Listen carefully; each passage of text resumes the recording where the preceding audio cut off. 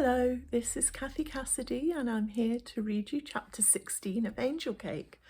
I hope you've enjoyed the story so far, and this week's installments will see Anya's story getting progressively more and more Christmassy, which is quite cool because that's just about where we are in the year as well. So if you're actually watching and listening along right now, end of November, start of December, then that's where the story is for Anya as well. So yeah, hope you're going to enjoy.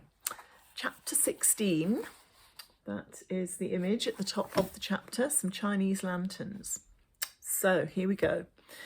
If you remember last time, Anya had been given a stark warning by Lily Caldwell that to stay away from Dan Carney because Dan belonged to Lily. So here we go, chapter 16. The trouble is that Dan Carney doesn't seem to know he belongs to Lily.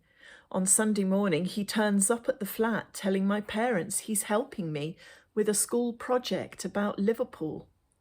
There is no school project except in Dan's head, but his bright eyes and wide grin make up for that. He has my parents eating out of his hand. They don't know that Dan is trouble or that he belongs to another girl. They think he's sweet and practically bundle me into my coat in their enthusiasm to see me settling in, having fun, doing something with a friend. We walk towards Prince's Boulevard in silence. "You're cross with me," he says. "What did I do?" "You just turned up again. No warning," I huff. "But I promised," Dan says. "I said we'd explore some more. It took a while to plan, that's all. I wanted to surprise you." "I have had enough surprises," I tell him. "Sometimes I see you, sometimes not. Sometimes we are friends, sometimes not." "I thought I explained," Dan says. "It's complicated. My mates think I'm a hero. The teachers think I'm heading for an antisocial behaviour order.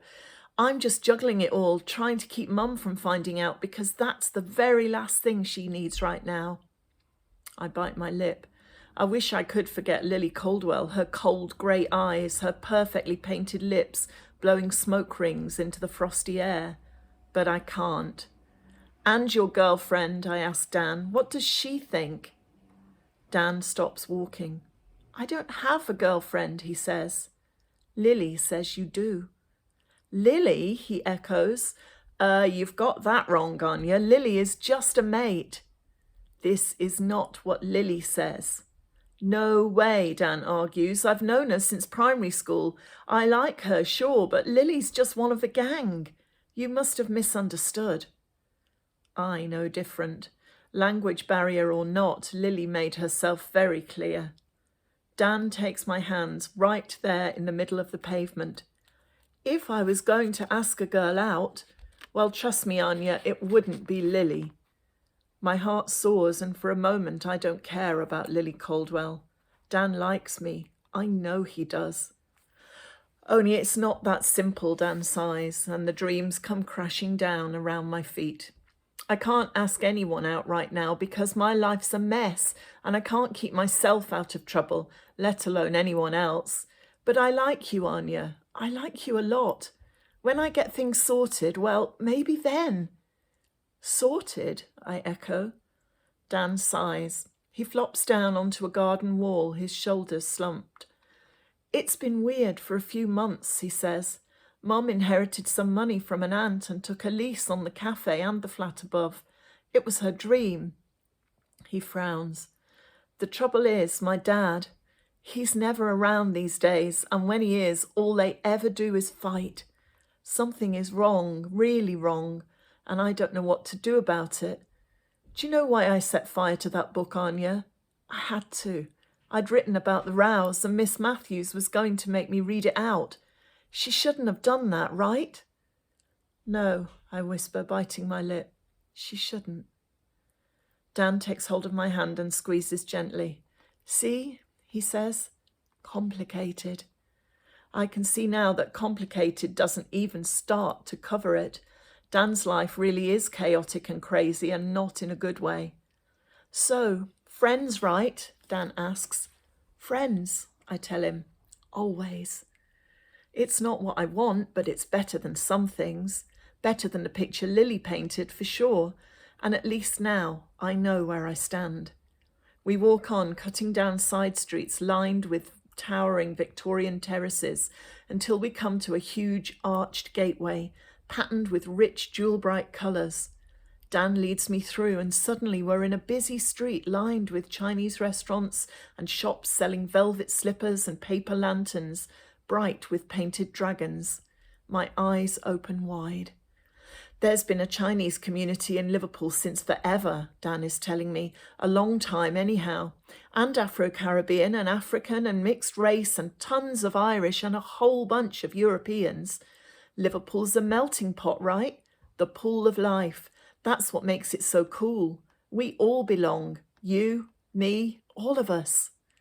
I don't feel like I belong in Liverpool, not yet. But I like the idea that I could, one day. Give it a chance, Dan says, as if he can read my mind.